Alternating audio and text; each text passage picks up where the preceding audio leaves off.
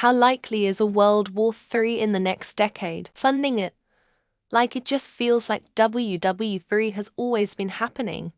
That hasn't affected the West or European civilian population as directly as W, so our attention to anything war-related is minimal.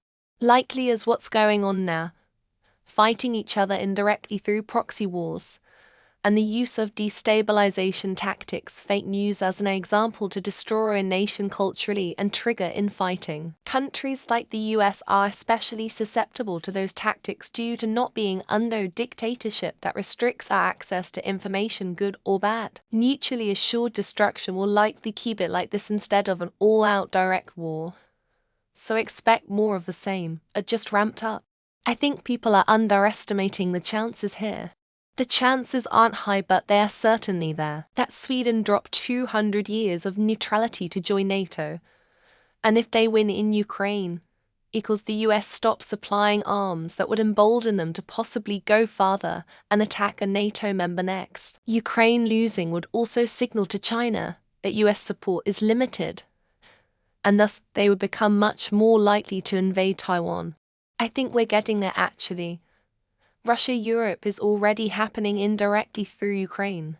Israel-Iran is very close to happening directly after half a year of proxy war. USA and UK are already having bomb campaigns against Yemen, which is another Iranian proxy.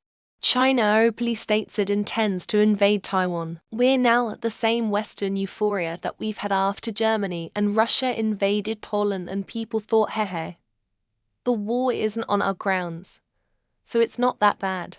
World War III will not look like a world war in the first few years.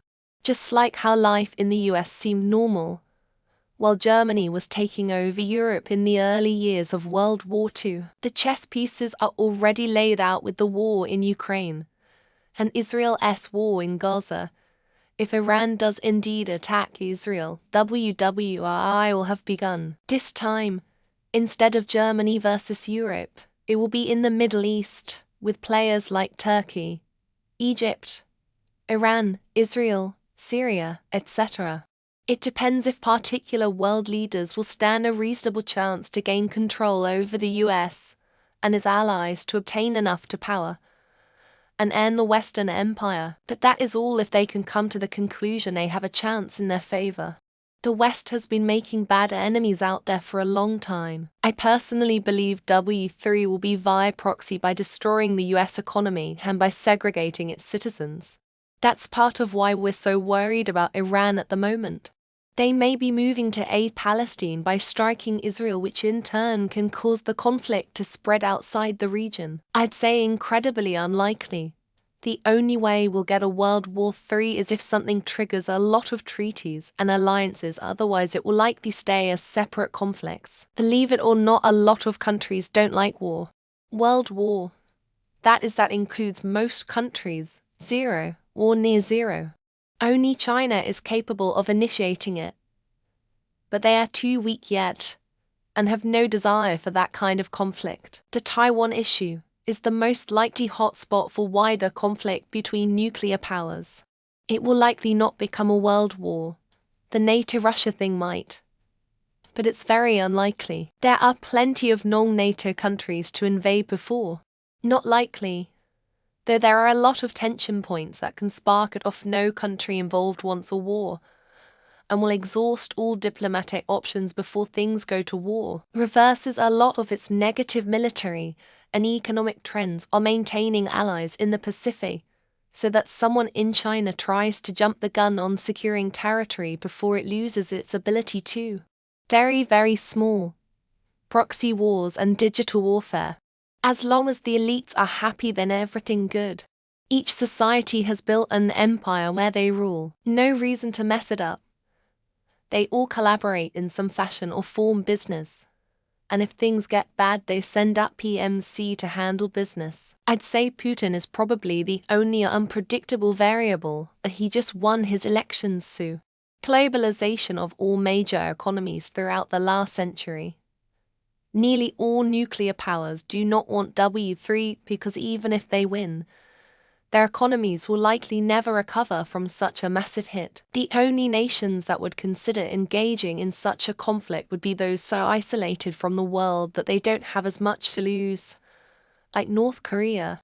And to think, the Middle East was experiencing unprecedented stability, and that crazy Orange Man was in the White House a few years ago. Just think what a few more years of that aviator glasses wearing buffoon shuffling around the White House will bring. Disastrous Afghan ever blockade of Taiwan. Biggest war in Europe since.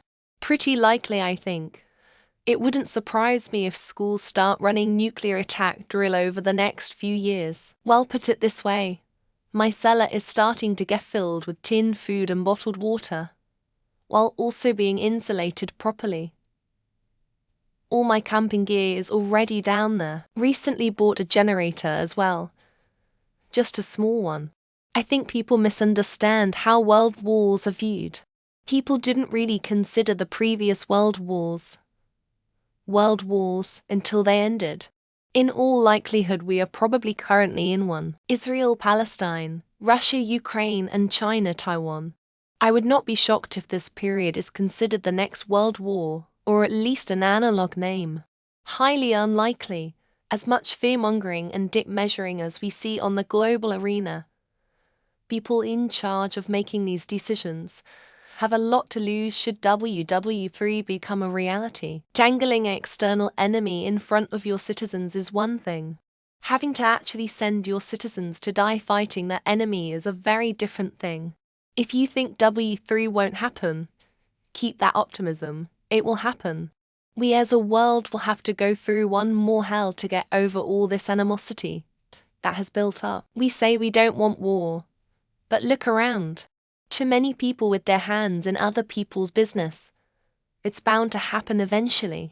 If we're still in WW1, just because everyone laid down their arms in 1918 doesn't mean to say the ill feeling and hostilities, as well as the economic fallout from the First World War, were shrugged off. It would make Gavrilo Princip one of the most dangerous men in history. Moderately, we probably wouldn't really know what ticked off a potential war. Nuclear Armageddon was narrowly avoided in 1983 by Stanislav Petrov when a false alarm went off. Maybe next time we aren't as lucky. These types of situations are happening all the time yet are, for the meanwhile, confidential. World War III isn't going to look like the prior to its superpowers directly fighting each other. It's going to be superpowers engaging in more and more proxy war, so that they can expend their economic and production power while only spending the manpower of third world nations on the battlefield. Since World War II ended, and the Cold War began, I think you could have asked anyone smarter than me, and they would say that it would be likely. It's always on the horizon, and that's a bad thing, but so far we haven't had WW3, so maybe it's gonna be fine. Optimistic. It is in human nature to constantly predict an upcoming great war. But it depends on what you mean by war. Tons of factions are fighting physical and spiritual wars now. Just because there aren't tens of millions of dead doesn't mean the world isn't at war. What does war gain in a modern world where companies have more power than some nations? Big nations have no reason to go to war when economics is enough to keep them in check. It's the rogue players which will cause damage, but they won't cause a world war.